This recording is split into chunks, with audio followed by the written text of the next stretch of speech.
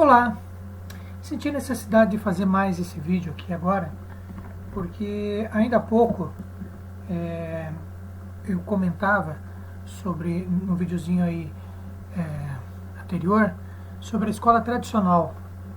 Agora vamos falar sobre a escola crítica. É necessário a gente falar sobre essa contraposição, porque assim como a escola tradicional é uma crítica e uma passagem do currículo humanista, o currículo crítico retoma a ideia do currículo tradicional e também faz as suas observações e se coloca como um contraponto para esse último modelo. Então, primeiro localizando onde começam os movimentos críticos, justamente na década de 60, que o mundo estava em ebulição, havia movimentos pelo mundo inteiro, uma nova sociologia da educação na Inglaterra, no Brasil, os movimentos de alfabetização, Paulo Freire, na França, Althusser, Bourdieu, Passeron, enfim, o mundo estava em ebulição no sentido de começar a desconfiar e criticar a forma como a sociedade estava montada e, sobretudo, a educação estava funcionando. Então, as teorias tradicionais de currículo, sobretudo Tyler, não questionavam a sociedade e como ela estava montada, né? Era uma teoria de aceitação e adaptação, quando no máximo um ajuste para fazer essa educação uma espécie de moldagem à sociedade. As teorias críticas, por sua vez, elas começam por desconfiar, né? Questionar e buscar a transformação radical no sentido da raiz do pensamento sobre educação e, sobretudo, a relação entre educação e sociedade. As teorias críticas, então, elas não desenvolvem o como fazer da teoria tradicional, né? A tradicional tinha uma espécie de modus de agir único e sem questionamento. Aqui nós temos uma desconfiança e um questionamento que levam a uma tentativa de busca de transformação na sociedade por meio da educação. Uma das principais obras que vai dar sustento e base para todas as teorias marxistas de educação que vão se seguir é o livro chamado Aparelhos Ideológicos de Estado, de Althusser. A conexão entre ideologia e educação fica muito evidente. O conceito central, inicial, é de que existe na sociedade capitalista uma reprodução que procura manter a força de trabalho e os meios de produção por meio de um convencimento. E um dos grandes componentes ideológicos que faz esse trabalho é a escola.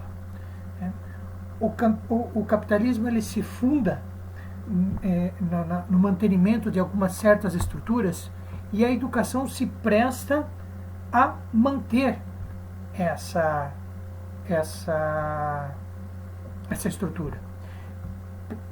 Althusser fala no seu livro que não é somente pelo meio do convencimento que se consegue essa reprodução do capitalismo, mas é por meio da força, como instituições da polícia, do exército e do judiciário, por meio do convencimento, que aí se encontra em grande parte na escola, mas também na religião, na mídia, na família, e na repressão e a ideologia. Então, são todas formas que procuram manter a reprodução da força de trabalho e dos meios de produção para que o capitalismo continue imperando na sociedade. A escola, ela transmite ideologia de duas formas. De uma maneira direta, com algumas disciplinas que já trazem na sua essência o transporte de crenças específicas, como, por exemplo, estudos sociais, história, geografia, filosofia, sociologia, que são conceitos e conhecimentos que já trazem dentro de si uma ideologia específica e, quando trabalhados em sala de aula, transmitem essa ideologia. Ou de forma indireta, como matérias técnicas, por exemplo, matemática, ciências, educação para o mundo financeiro, né, que está sendo introduzido agora no estado do Paraná, sempre com o sentido de também transformar e passar uma ideologia.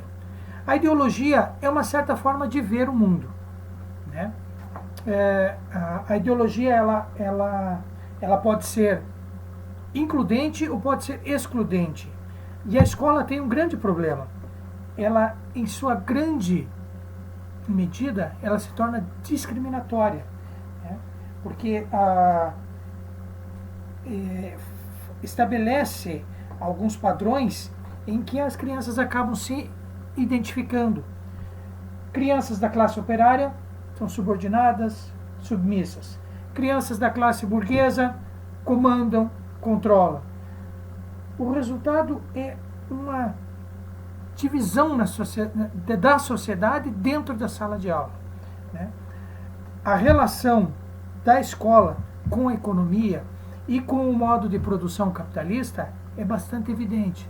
Por exemplo, disciplinas isoladas, transmitidas de formas separadas. A primeira aula de português, a segunda aula de matemática, a terceira aula de educação física. Conceitos e conhecimentos separados, estanques, cada um no seu local, né? Mais ou menos como seria um processo de produção de uma grande empresa, de uma grande instituição econômica. A escola reproduz, então, dentro da sua estrutura, a estrutura da sociedade capitalista, né?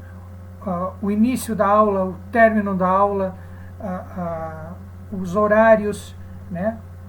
Já coloca aí dentro uma ideologia de que a criança deve se adaptar ao mundo do trabalho, ao mundo que ele vai assumir mais tarde.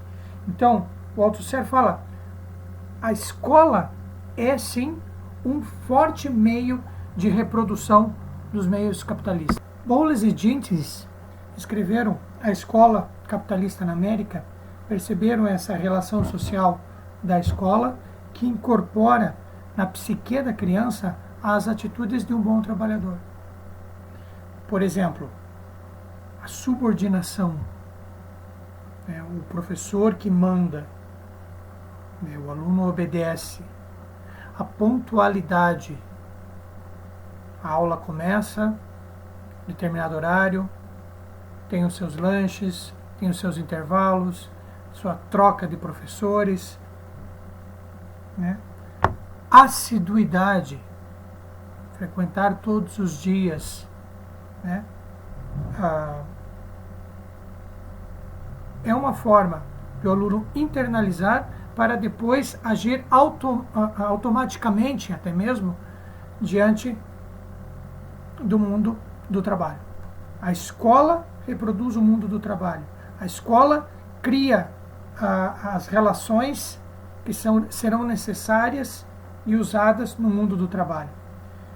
E isso não se dá propriamente dentro da sala de aula, mas em toda a instituição escolar, ela, através dos seus funcionamentos, das suas relações sociais, você reproduz a sociedade nesse ambiente. Então, a escola vive um movimento capitalista. O primeiro movimento, ela é um reflexo da sociedade capitalista, e o segundo movimento da escola é a reprodução dos trabalhadores nutridos pelo próprio sistema e absorvidos pelo próprio sistema que ela mesma criou, a instituição escola, fornecendo mão de obra para o trabalho para o mundo do trabalho da sociedade. Então essa é uma obra que faz também a crítica do funcionamento e da escola a serviço do mundo do trabalho.